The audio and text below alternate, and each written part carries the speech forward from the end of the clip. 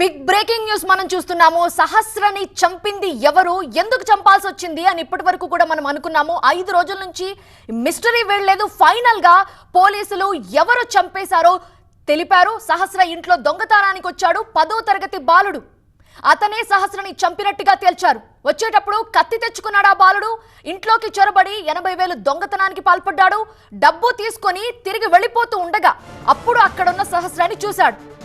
దీంతో విషయం బయటకు వస్తుందేమో అనే భయంతోనో లేకపోతే చంపేయాలనే ఆలోచనతో ఆమెపై కూర్చొని గొంతు నిలిమాడు బాలుడు.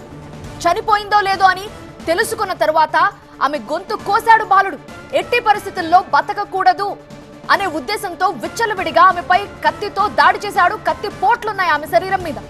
దొంగతనం ఎలా చేయాలి, అడ్డొస్తే ఏం చేయాలి కూడా ఒక ప్లాన్ రాసి పెట్టుకున్నాడు. ఆ నోట్ ని మీరు టీవీ9 స్క్రీన్ మీద చూస్తున్నారు. హత్యకు గురైంది 10 ఏళ్ల పాప. చంపింది ఎవరో తెలుసా?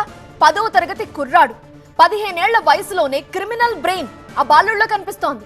దొంగతనానికి స్కెచ్ వేయటం, ఇంట్లో ఎవరూ లేని సమయంలో ఆరా తీయటం, ఎవరికీ కనపడకుండా ఇంట్లోకి ఎలా వెళ్ళాలి అనేది లెక్కలు వేసుకోవటం, ఒకవేళ ఎవరైనా చూస్తే ఏం చేయాలో కూడా ముందే ఫిక్స్ అవ్వటం, వెళుతూ కత్తి తీసుకెళ్లటం, ఒకవేళ దొంగతనం కాకుండా మర్డర్ చేయాల్సి వస్తే కూడా ప్లాన్ బిని కూడా రెడీ చేసుకున్నాడంటే అతని బ్రెయిన్ మనం ఆలోచించాలి, అతని మైండ్ సెట్ ని ఆలోచించాలి. మైనర్ ఇంత దారుణానికి పాల్పడ్డాడు.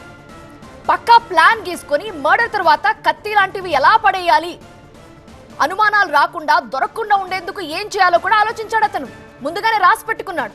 అదే ఇప్పుడు ఆశ్చర్యాన్ని కలిగిస్తోంది.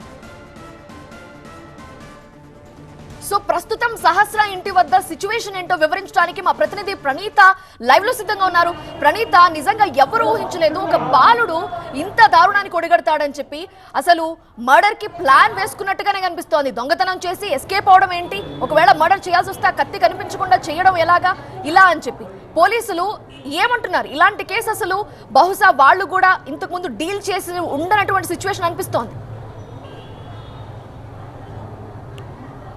సో ప్రజెంట్ ఎక్కడైతే ఎగ్జాక్ట్లీ వీళ్ళ 2 ఇల్లులు కనిపించేటువంటి ఎగ్జాక్ట్లీ వ్యూ మనం చూస్తున్నాము. టీవీ9 ఎక్స్క్లూజివ్గా ఈ దృశ్యాలు చూపిస్తుంది.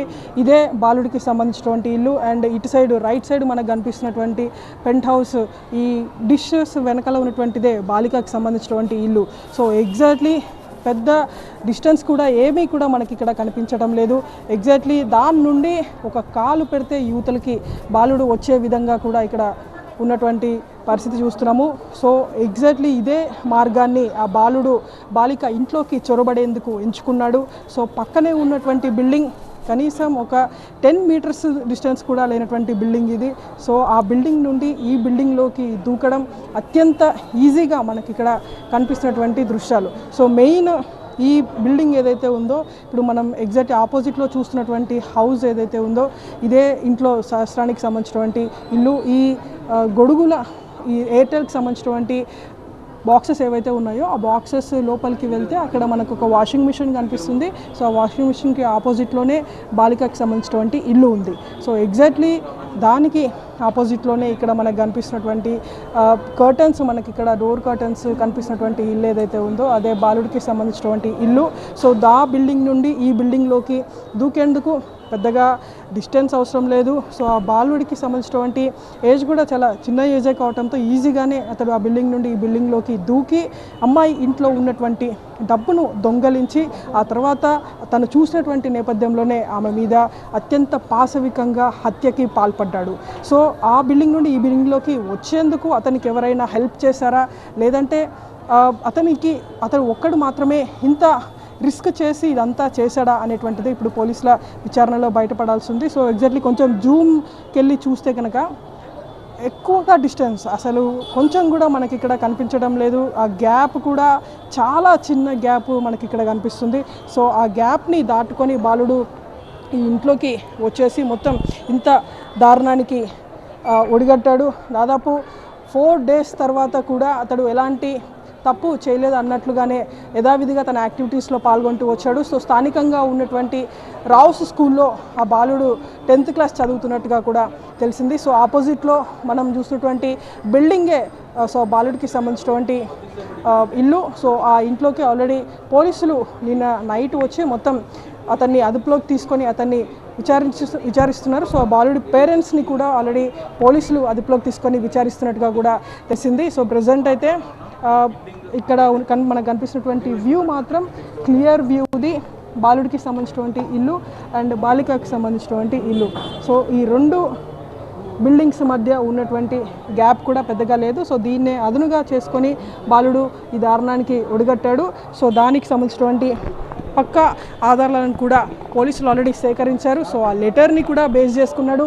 ఏ విధంగా ఇక్కడ నుండి ఎంట్రీ కావాలి, ఎగ్జిట్ అయ్యేందుకు కూడా ఇదే మార్గాన్ని బాలుడు ఎంచుకున్నట్టు తెలుస్తుంది. సో బయటికి వచ్చేటువంటి క్రమంలో బయటకి బాలిక ఇల్లు ఏదైతే ఉందో బాలిక ఇంటి డోర్ బయట ఒక లాక్ చేసి అతడు వచ్చినటువంటి పరిస్థితి. సో బాలిక ఫాదర్ ఎప్పుడైతే ఇంటికి వచ్చాడో సో అతడు బయట నుండి గొల్లెం ఉండడాన్ని చూసి అతడు కూడా ఆశ్చర్యపోయి మొత్తం ఒకసారిగా తెరిచి చూసేవరకు లోపల విగతజీవిగా రక్తపు మడుగులో పడి ఉంది తన కూతురు. సో ఒకసారిగా పోలీసులకి సమాచారం అందించడం.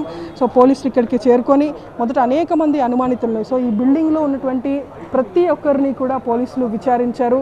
సో సరౌండింగ్స్లో ఉన్నటువంటి బిల్డింగ్స్ వారిని అనుమానించినప్పటికీ ఒక బాలుడు ఇంత దారుణానికి ఒడిగట్టి ఉంటాడనేటువంటిది పోలీసులు కూడా మొదట ఎక్స్పెక్ట్ చేయలేదు. ఆ తర్వాత లోతుగా దర్యాప్తు చేస్తున్న కొద్దీ ఈ కేసులో సెన్సేషనల్ విషయాలు బయటకు వచ్చి చివరికి ఆ బాలుడే ఈ దారుణానికి ఒడిగట్టాడనేటువంటి నిర్ధారణ అయితే పోలీసులు చేశారు. సో ఏ విధంగా ఈ బిల్డింగ్ నుండి ఆ బిల్డింగ్కి వెళ్ళాలనేటువంటిది చాలా క్లియర్గా ఒక లెటర్లో మరి రాసుకొని మరి ఇంత దారుణానికి ఒడిగట్టాడంటే ఏ స్థాయిలో అతడు ప్లాన్ చేసుకున్నాడో చాలా క్లియర్గా మనకి ఇక్కడ స్పష్టమవుతుంది.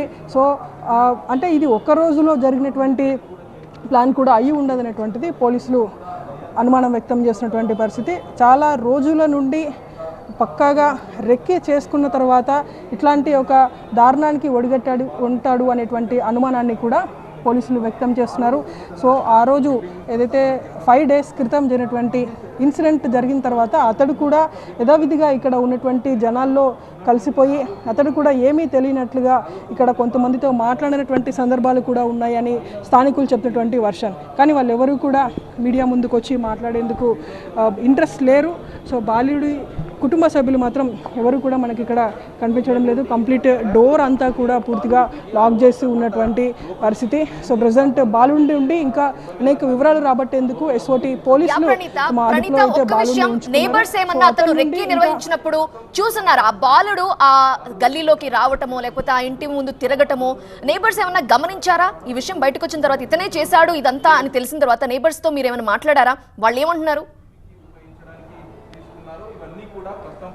సో నైబర్స్ ఎవరు కూడా ప్రస్తుతానికైతే మాట్లాడేందుకు ఇంట్రెస్ట్గా లేరు. కానీ ఒకసారిగా ఇక్కడ నుండి మనం కింద గుమికూడినటువంటి జనాలను ఒకసారి చూస్తే మనకి ఇక్కడ అర్థమవుతుంది ఈ బాలుడే ఈ నేరానికి చేశాడనేటువంటి ఒక ఆశ్చర్యంలో ఇక్కడ ఉన్నటువంటి స్థానికులు కూడా ఉన్నారు.